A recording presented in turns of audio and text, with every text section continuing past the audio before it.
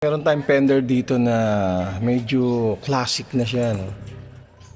Vintage. Oh, ayan. Made in Korea to. Everything is legendary. Hindi. Ayan. Nakita nyo, yung pret. Ito yung before, ha. Yung itsura ng gitara. Na walang budget yung may-ari, sabi ko ipaparepret na. Wala raw siyang budget. Isang musician, isang biyahero. So, tingnan natin yung magagawa natin sa gitara na to. Medyo malala na. Pang full setup lang ang pera niya. So, ito yung before. Ayan, Fender Malibu. Model niya Malibu, made in Korea. Medyo vintage na to, all solid. All solid na. Tingnan natin yung magagawa natin at dadalhin daw yung sa biyahe kung makapaayos pa natin. Taas kasi ang action. May mga problema rin dito. Mataas may tang race. Okay. Halika natin mamaya kung ano itsura niya. So guys, ito na yung Fender Malibu, no? Ito yung vintage niya guitar, ayan. The feeling is legendary. So na setup ko na siya. Nasa aking best na magagawa sa gitara na to. At ito na yung board niya, no? May mga tapal ng bahagya ay malalalim na hindi natin kayang habulin dahil sobrang lumana. Yung mga fret niya may mga konting bump, konting lalim lang dahil hindi natin pwedeng habulin yon. So ang ano ko talaga rito, ang suggestion ko is refret.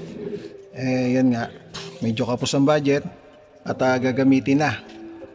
Yan, tinapala ko lang bahagya yung mga malalalim pero overall, yan yung board niya. Tsaka yung fret. So mandang unahan lang naman yung malalalim kasi yun ang gamit na gamit. Ayan, pero all in all okay na yan. Low action to guys, no? Napakataas na action nito nung dinala sa akin talaga. Yun pala talaga yung pinaka-problema niya. So ayan yung bridge, okay na yan. Mababa na. Ayan yung Malibu Fender, all solid dyan. Gwapo ang tunog. Ayan, makikita nyo ngayon. Testing to ng may-ari mamaya. Sabi-sabi na yung fret niya. Pwede na ito pambiyahe. Alright. Thank you. Mamaya, i-check niya to pagguwa. Tatry natin humingi ng kanyang opinion. Alright. Thank you. Masagat. Hello! Hello. How are you? Then, Sorry. Because I going to School, huh? You going to school? yes. Okay, good. we're inside na. Mas mo na doon.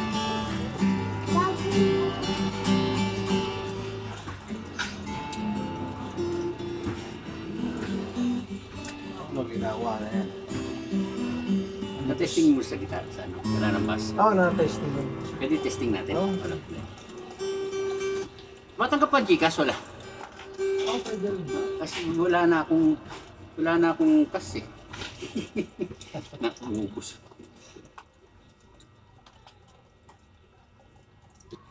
Fret mo kasi, hindi natin talaga makapol. Kung bagong fret yan, mas maganda. Okay na yan. Masasagot. Hindi na ayoko na masyadong malambot na malambot. Para ka namang ano. Adjust ko lang dito sa...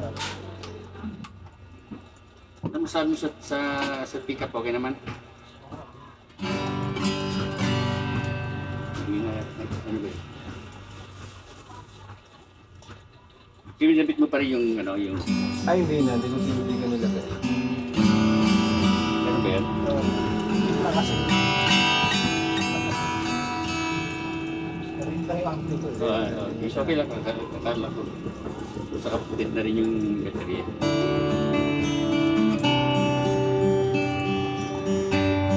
Bait ka lang naman mag-gitara, di ba? Hindi ka naman masyado. Ay, hindi. Puro. Yan, sakto sa'yo yan. Ganyan lang.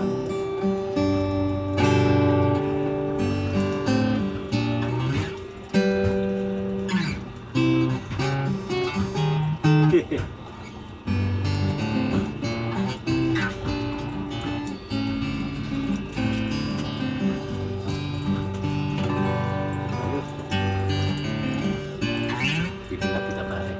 Naligay ko ng magandang write-up sa Facebook mo, ha? Sabihan mo, tulong din ako sa'yo. Marami rin akong mga... Hindi, galing side mo na. tayo, pre. Sa sige. ano, Mamaya. tulas. Ayan, ano na yan, bilog na. Kaya yung mga fretboard mo, kung makapansin mo, wala na Oo kung nga. ano na, flat na. Okay na siya. Hindi na siya kagaya yung dinala mo na medyo ano talaga.